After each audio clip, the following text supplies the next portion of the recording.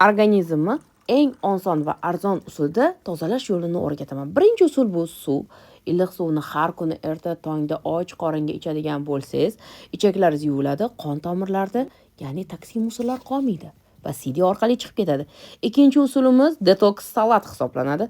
Bizaga bir dona qizil lavlagi, qizil sabzi, bodring va qizil lavlagi hammasi xom holatda bo'ladi. Va barchasini tyorkadan chiqaramiz. 2 qoshiq zaytun yog'i solamiz. Limon suvidan tabga ko'ra, xohishga ko'ra. Agar sizda kislota balandlik bo'ladigan bo'lsa, solmaganingiz ma'qulroq.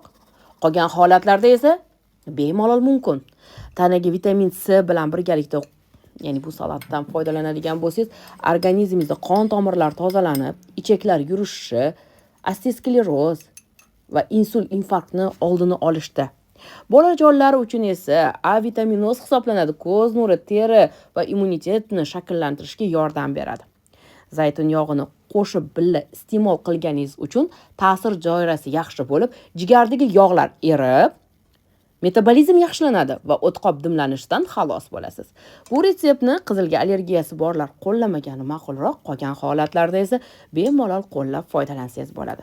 Salomat bo'ling, meni kuzatishda davom eting va yana bitta sirni oshkor qilaman. 2 qoshiq chiya urug'i sepib yeydigan bo'lsangiz, organizmga foyda bo'ladi.